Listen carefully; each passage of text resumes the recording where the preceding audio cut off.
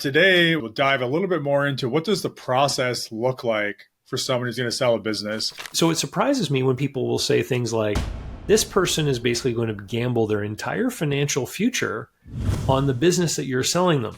It's a good thing that you shared that story because I think a lot of business owners feel like no one can do things the way they do. I don't necessarily think that's true. I think you should start thinking about selling your business when you know you have a marketable asset. When is that? I'll tell you precisely. It's when... Hey guys, Joe Curry here. This is part 2 of my conversation with David C. Barnett, an expert in buying and selling small businesses. This originally was recorded and aired on Your Retirement Planning Simplified, our sister podcast. And we go beyond the basics to explore what makes a business truly sellable. David shares practical advice on improving deal structure, understanding buyer expectations, and reducing the risks that can derail a sale. If you're planning on exiting your business soon or at some point, you're not going to want to miss this one. Enjoy, guys. All right, David Barnett, welcome back to the show. How are you now? Oh, thanks for having me, Joe. Glad to be here. All right. Well, we've recently had you on. It hasn't been too long. And we were talking about, I guess, some things business owners need to know if they're going to be selling a business, right? But today, what I was hoping we did is we'll dive a little bit more into what does the process look like for someone who's going to sell a business. Maybe to the surprise of some listeners, it's usually probably doesn't look like, okay, I don't want to be in the business anymore, so tomorrow I'm going to sell, and I'm just going to list it like I list my house, and hopefully in a couple of weeks it's sold and I'm out of here. Am I wrong, or is that not how it generally goes? So, it depends on the level of preparation that the business owner has and whether they've been going out looking to learn how to sell their business. I would agree. There are a lot of people out there who think that when they decide they want to sell the business that they can. The reality is that a business can be sold when it's ready to be sold. So it needs to be an attractive business that someone would want to buy, number one. And then number two, you've got to be ready. So I'll give you an example. I mean, I used to own a business brokerage office. I was a business broker who's a professional that helps people buy and sell businesses. Today, I do the same kind of work, but I act as a consultant, a little bit of a different business model. But I would regularly meet people, and even today, I'll meet people who say, I've decided to sell my business. Can you help me? And the very first part of that entire process is to do an evaluation of the business. It may not surprise you, Joe, but to do an evaluation of a business, I need things like financial statements, and I need people to go through a list of questions with me so I can learn about the business. And so it surprises me when people will say things like, well, I don't have my last 2 years of financial statements. I haven't given the accountant everything I need, and we're going to have to wait 6 months for that. Obviously, this stuff has to be taken care of and it has to be ready. And on top of financial statements, I mean, that's just the beginning. So when I go through this process with people, I'll ask them for a list of documents that I need to start. We'll then go through a questionnaire. I'll need all kinds of information. And just interviewing someone and asking questions, they'll tell me stuff. And then I'll say, great, I need these supporting documents. Well, they've got to dig them all up. And sometimes people will say, do you really need this? And here's what I want you to think about. There's going to be a person who's probably going to take the majority of their savings. They may even get friends and families and other friends and family members and other people to invest with them. They might remortgage their house. They might use a HELOC. They might take money out of retirement accounts. They're going to borrow money at the bank, and they're going to sign perhaps a note saying they owe you even more money. And this person is basically going to gamble their entire financial future on the business that you're selling them. So before they take that action, they are likely going to want to verify and validate all the things you've told them throughout the entire sale process. And so that verification is called due diligence, which we'll get to down the road. But in order to prepare for due diligence, just providing the information to me that someone needs to do this evaluation, I mean, yes, you have to do the work, and it's going to be a lot of work, and it's just the beginning of what it's going to look like. And most people get pretty overwhelmed, honestly, at what it's going to look like, and this is a normal part of the process. Everything that you state, everything that you claim about your business is likely going to have to be verified in some way in a documented fashion. So once I do the evaluation and I come back to the business owner and I say, here's what I think you could sell the business for, then, and they decide that they would like to proceed and go to market. The next thing we have to do is create what's called the business profile. It's sometimes referred by other names like SIM, confidential information memorandum. There's a bunch of expressions for basically the same thing. It's a package of information about the business. So we get into the story of the business, the story of the current owner, history of the business, financial exhibits. How has the business performed over time? What kind of technology changes have occurred over the life of this business? Who are the customers? Not specifically, but we describe them. We might even have a list that just says customer A, customer B, customer C, but lists out how much these customers bought in each of the last 3 years, especially if we have any degree of customer concentration. So we're building a document that is going to be exciting and interesting and answer as many of the buyer's questions that we can think of beforehand. Right. And this document is typically 30 to 50 pages in length. And it's also going to have simple things like photographs of the business, maps of the area, showing what area perhaps your business covers, demographic information about your clientele, all kinds of stuff that you can think about. Now, we don't share this publicly. We don't want anyone, in fact, to know that the business is for sale. Right. But using a confidential process, when we find someone who's qualified to be a buyer, we'll ask them to sign a non-disclosure agreement. And then we might have an initial interview between the seller and the buyer where the buyer gets to learn more about the business. And then they're going to get their hands on that package. The goal of the package is to give the buyer confidence to make a contingent offer on the business. Right. So what that contingent offer means is it means basically, it's like the buyer saying, assuming everything you've told me is accurate and true, this is what I'm prepared to do. This is the offer I'm willing to make. And then you negotiate that. And then we have to then validate and verify that everything that you told this buyer is in fact factual and true. And that's the due diligence. And so depending on the type of business and the complexity of the business,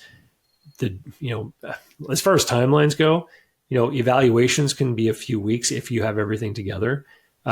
Finding an appropriate buyer can be months to years in some instances. Right. The negotiation, the back and forth can easily be over several weeks or longer, depending on whether things get stuck at different points. The due diligence can be anything from a few weeks on a small, simple retail store type of business to several months if there's more complexities in the business. And so in that process, it's normal to actually negotiate the process for due diligence. So a buyer, for example, could share with you, like when I work with buyers, we will share a Google Doc with the sellers and all the sellers' advisors. And we could have a list of over 100 kinds of pieces of information that we want. And there could be a place on this Google Doc for whether or not it's been furnished yet, when it was furnished, who is responsible for furnishing it. Is it the seller, the seller's accountant, the seller's lawyer, etc., right? And just to track what pieces of information have to be dug up and delivered, and if they've been delivered yet, and when they're being delivered. Sometimes due diligence can itself have contingencies.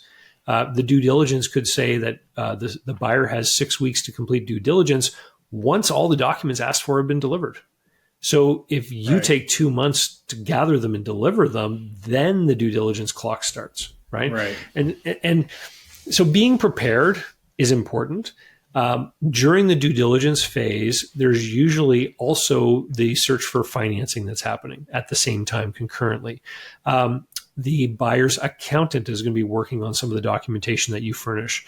The buyer's lawyer is going to become part of the process, and they're going to start to look at some of this stuff as well for their own legal due diligence. And then they're going to do things like inquire with provincial and federal tax authorities to make sure that your filings are up to date or that things are accurate based on what you've shared as far as information. And so the due diligence process in a nutshell is the validation of what the seller is saying by confirming with third-party purveyors of information. So when you claim, for example, that you have $1 million of revenue in your business, and you're in Ontario with 13% HST, let's say, then a buyer might want to look at all of your bank statements. They might go through and add up all of your deposits. And what they're looking for is for those deposits to add up to $1,130,000, which is $1 million of sales plus HST. Right. Now, obviously, this can vary. You could have different cash balances in your bank account before and at the end of the year or what have you. But it's a simple idea of how you verify things. You look for these other suppliers. In the case of someone who sells, let's say, beer, like if you're selling a bar, right? Well, beer is purchased from government-controlled authorities. And so it's easy for me to go and look and verify what you bought. I can look at all the purchase history of what that bar bought. And then if I know the gross margins, I can then do the math and see if it comes to a number close to what you said was the revenue of the business, right? And so it's all about looking at it from different points of view. And the more concise the information, the more solid I feel as a buyer that the business's information is accurate, the more confident I'm going to be with a higher amount of the purchase price being delivered on closing day. Right.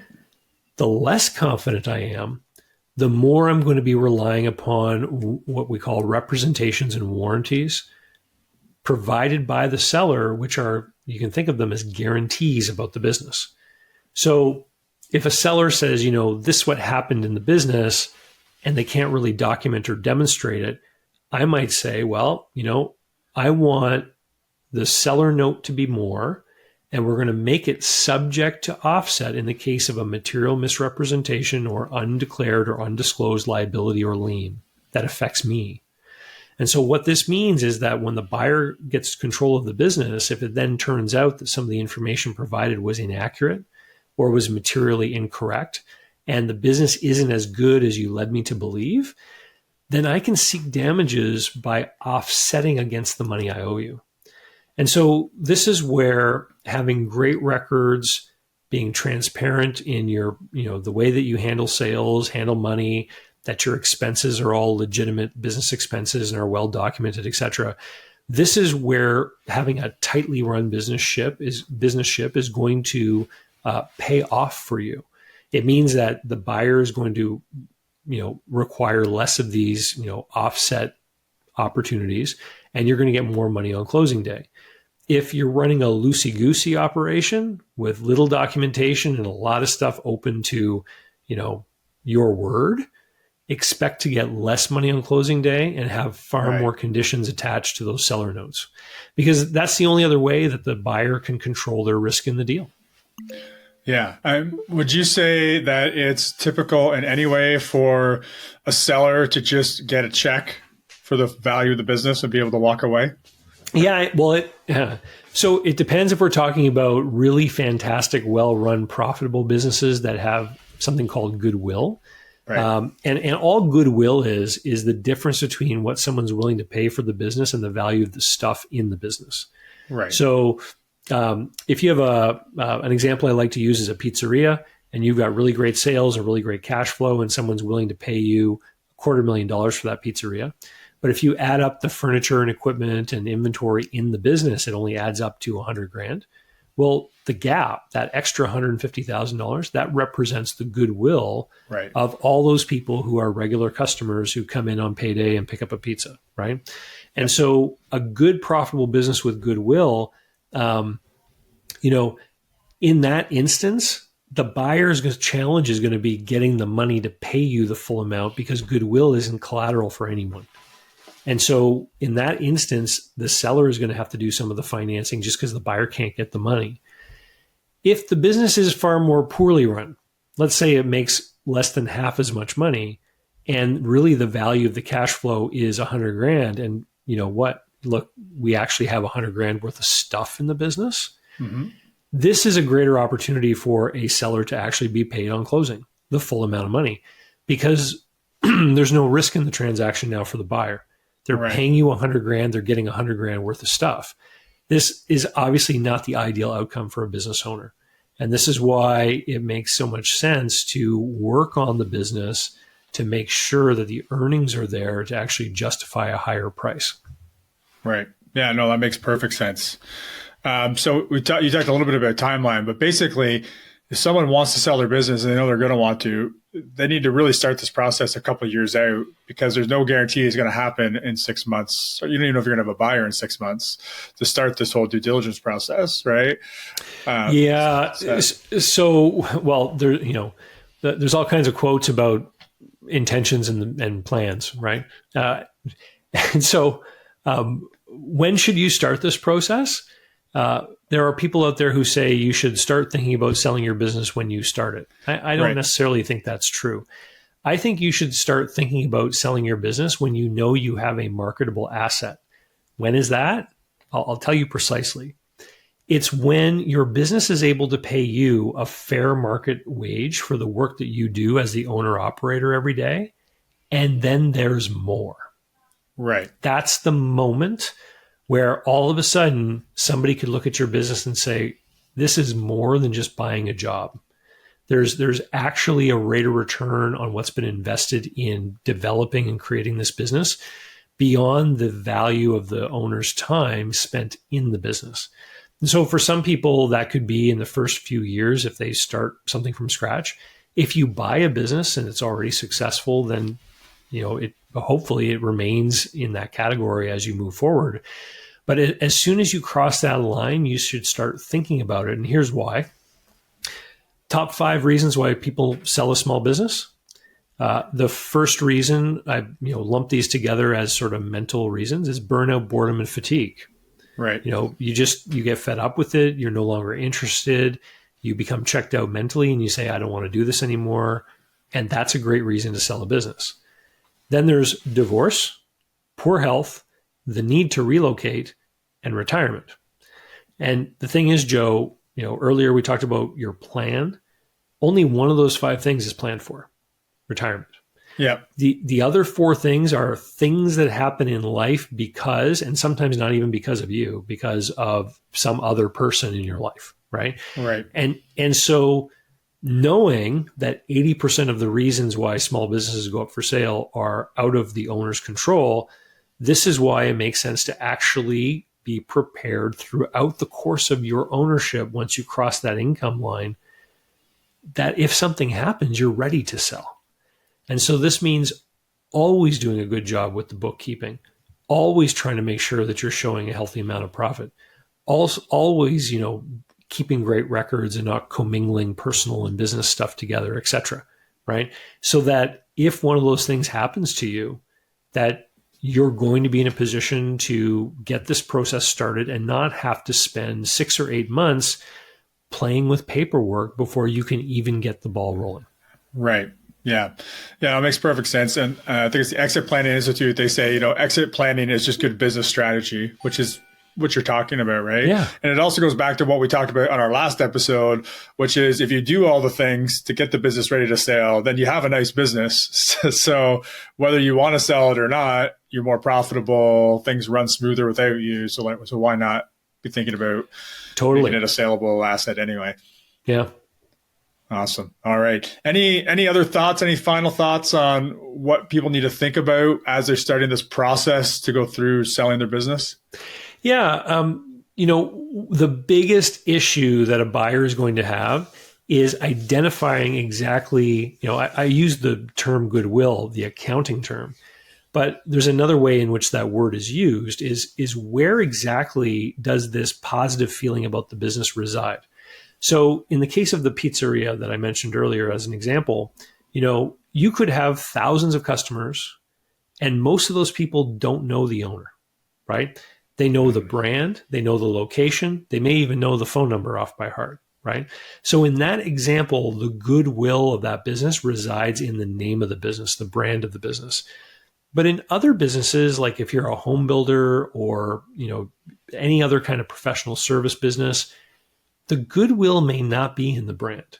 It may be in the owner and the reputation that that individual has in the community.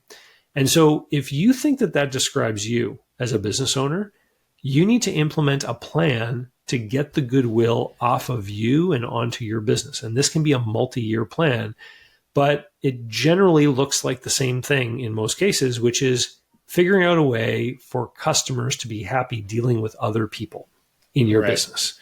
And, I've got a friend named Mike who, he was the central nervous center of his business, and he wasn't very good at delegating, and everything had to go through him, et cetera, et cetera. And he went to sell one day, and people very quickly recognized that without him, the business didn't function.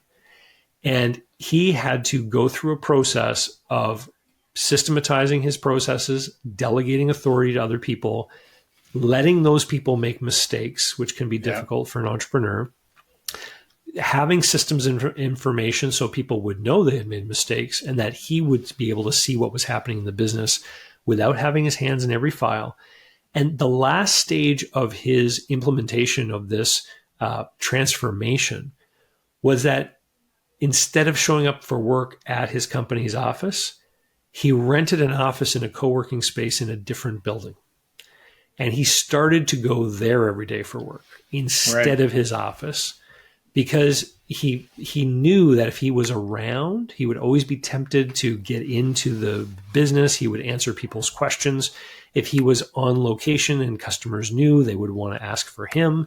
And so he removed himself and really put himself in the role of an owner and just doing those ownership things. And that was when he discovered another whole slew of things that he'd kind of forgotten about that needed to be addressed through systems and delegation, et cetera. But he succeeded in moving the goodwill from himself onto his business. And that's the kind of thing you need to think about if you are sort of the main driver of why your business gets its customers and sales. I think it's a good thing that you shared that story, because I think a lot of people, a lot of business owners feel like no one can do things the way they do, and they have to be there. They have to have their hands on everything, and they can't delegate because people are going to screw it up. And the reality is, if you want a sellable asset, you need to find a way to remove yourself from the business so it can continue to carry on without you. So, the alternative though is if you can't figure this out, it means that you can only sell the business to someone just like you, perhaps that's younger. Right. And so if you want to imagine a roofing business, right? Someone who goes and puts new shingles on people's houses. You go out, you do quotes, you order supplies, you organize the workers, you get material delivered, you talk to the homeowners, all that kind of stuff. If you can't create processes for that, then the only person you can sell the business to is someone who also understands roofing and can do quoting and can organize the workers and, all that kind of stuff. And that is a much smaller pool of potential buyers than if you can show someone, here's how we calculate our costs and do our quotes. And then we have these simple tools built on Excel that do the calculation for us, right? And here's how we organize the crews and the schedule. This is our process. We look at the estimates of time and material, and we put that into the schedule, and we look at the travel time, and this is how we document the process. And so this way, I don't have to do the schedule. One of my employees can do the schedule, right? And if you can show somebody all of these things, well, then you can sell the roofing business to someone who today works at the post office, right? Because they can see how you do it, and they can then imagine how they're going to learn how to do it. And if you think about any time in your history, most entrepreneurs at some point in their past have had a job. And, if you were a teenager, for example, and you went to work at McDonald's, these people are great at it. There's a process for how they do everything there, right? And that's the kind of thing that you want to have in your business. So you can demonstrate to anyone that they're going to be able to run the business just by following your recipe, your operations guide or whatever it's called. Yeah, no, it's perfect. All right. Well, once again, Dave, I appreciate all the wisdom that you shared with our listeners today. And again, where can people find you? What do you have going on? What's the best way to get in touch? Awesome. So I run a blog site at davidcbarnett.com. It's where I post all my latest videos, articles, etc. You can learn more about me, the different programs I have available, books, etc. And if you go onto YouTube or your podcast app, I've got over 600 episodes all about buying, selling, financing, and managing small and medium-sized businesses. That stuff's all for free. Just search David Barnett Small Business, and I'll be right up there at the top of the results. Perfect. And we'll make sure we have all this in the show notes too. You can find on our website, retirementplanningsimplified.ca. David, thanks again for joining us today. Thank you, Joe, for having me. It's been a great time. My pleasure.